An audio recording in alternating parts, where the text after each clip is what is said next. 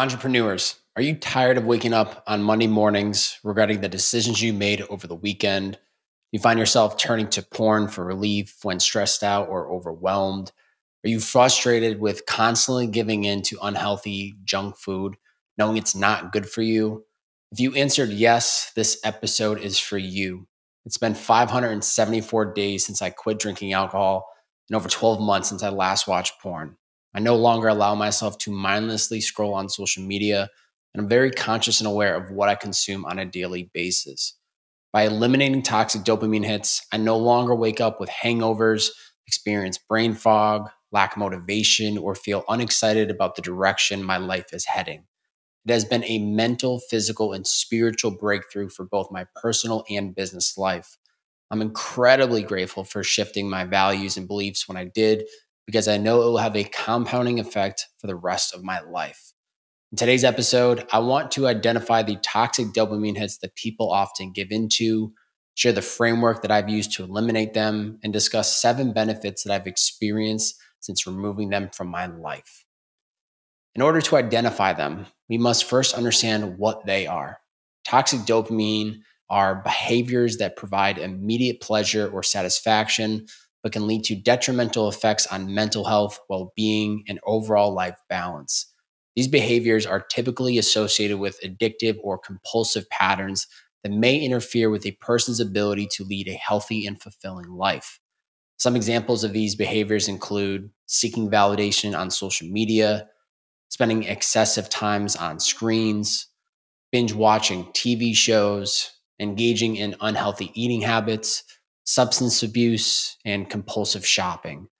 If you're currently listening to this podcast, it is likely that you are someone who wants to prioritize, or already is, your mental health, well being, and life balance. Therefore, it is evident that toxic dopamine hits will distract us from designing a life that aligns with our core values, goals, and interests. So, what do we need to do? We must eliminate these behaviors at all costs. So, the $1,000,000 question then is, how do we get rid of them for good? I leaned into James Clear, author of Atomic Habits, to pull inspiration and create an easy 6-step framework that I've used and hopefully you too can use for yourself.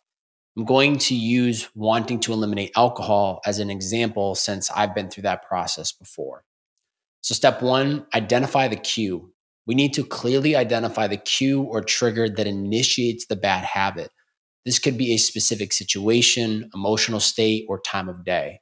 So, example would be being mentally drained after a long day. That's the cue. Step 2, recognizing the craving. Understand the craving or desire that follows the cue. This is the emotional or mental state that drives you to perform the habit. Example being wanting to feel relieved, relaxed, and stress-free. That is the craving. Step 3, isolate the routine. Pinpoint the specific behavior or routine that constitutes the bad habit. What action do you take in response to the craving? Example being walking to the fridge to grab a cold beer. That's the routine. Step 4, replace with a positive behavior. Identify a positive habit or behavior that can replace the negative one, but still addresses the underlying craving. Choose something that provides a similar reward. So, example could be getting in a 30-minute workout to reset the mind and body. That would be a way to swap out the alcohol and grabbing a beverage with a positive behavior. Step 5, audit your environments. Pay close attention to the people or environments that lead you to wanting to cave to the unwanted habits. Keeping your distance or completely taking yourself out of these situations to avoid temptation will be important. Example being creating boundaries with friends that only want to party on the weekends and not allowing myself to step foot into a bar or club past 8 p.m. Now, these are just an example for alcohol, right? But you can use that same idea for anything that you're trying to get rid of, create a boundary for it. Step 6, repeat and reinforce. Consistently repeat the positive habit, reinforcing the new neural pathways. Habits are strengthened through repetition, so aim for consistency. Example, taking it one day at a time and trusting the process of eliminating alcohol from my life. Easier said than done? Yes. but can this framework be used towards any toxic dopamine hit or unwanted habit? Absolutely. Now, you may be thinking, okay, so I understand that these unhealthy habit hits are not good for me. They may be a distraction, but what will I get in return if I remove them from my life? That's a great question. And knowing the ripple effect might inspire and motivate you even more to get rid of them. For me personally, cutting them out has brought 7 specific benefits. Number one, enhanced focus and concentration. I can easily drop into focus and fully concentrate on tasks at hand without my mind wandering. This has tremendously increased my productivity and output. Number two, better sleep. I prioritize getting enough sleep because it sets the tone for my day. By avoiding late nights and substances that disrupt my sleep quality, I consistently get great sleep. Gone are the days of trying to function on only 5 hours of sleep. Thanks to my 8 sleep mattress, my sleep quality consistently scores over 90, regardless of the day of the week. Number three, emotional stability.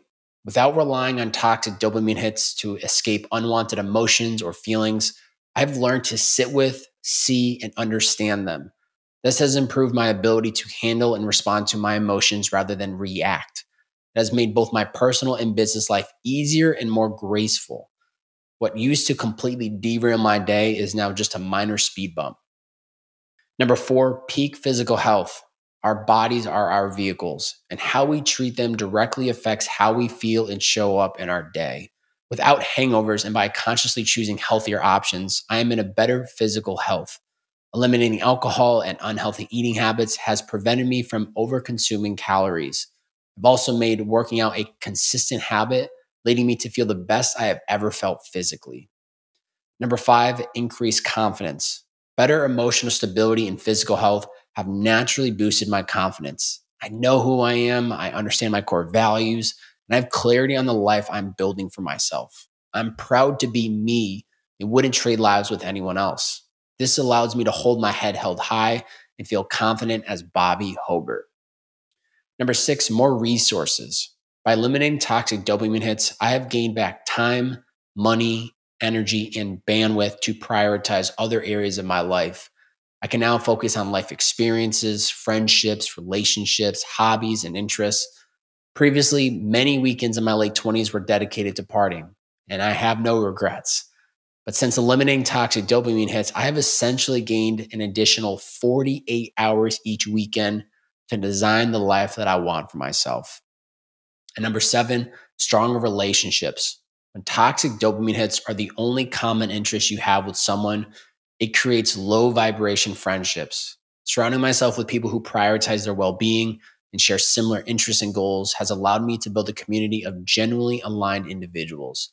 It has also deepened my relationship with Kate as we both stay away from toxic dopamine hits. Living in a reality that deprioritizes toxic dopamine hits, I feel clearer, fulfilled, energized, and inspired. These emotions keep me accountable and consistent and steer me away from reverting to old unhealthy habits. Questions from the community. Natalia, did you reduce the porn or completely eliminate it out of your life? I completely eliminated it back in December of 2022. Long story short, I was going through a breakup with Kate and I used it as a distraction from dealing with my emotions. Thankfully, we got back together, but during that time, I made a commitment to completely cut out porn and I haven't looked at it since. Wes, how do you replace the mid afternoon munchies?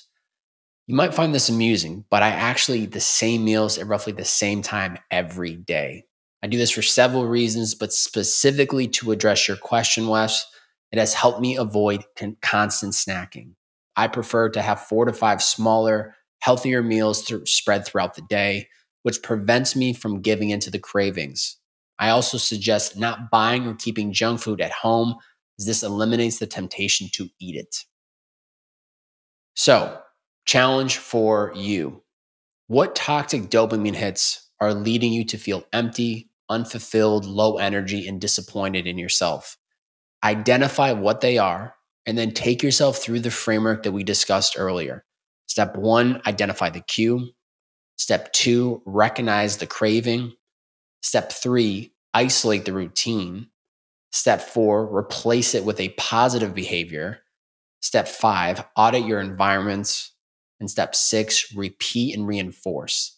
Let me know how this works out for you. I would love to hear some updates on what toxic dopamine hits you are eliminating or have eliminated.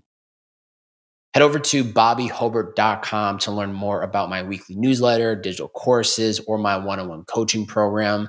The best way to support this show is to screenshot this episode on whatever platform you're listening in on, post it to your IG story, tag me at Bob A. That's B-O, 3 B's, 4 A's, and a Y.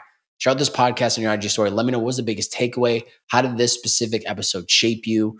I also think just you sharing it out, it might get someone in your community that is struggling with toxic dopamine hits. This might be the episode that completely changes things for them. And how amazing would that be if it all came back to you sharing this out? So please, please, please share out this episode today. If you are a Spotify listener, we are at 4.9 reviews across 133 reviews. So please drop a review if you have not done so already. And as well as iTunes, we're at 4.8 rating across 95 reviews. Please drop a review there if you haven't done so already. Thank you for tuning in. It's the Bearded Man Podcast.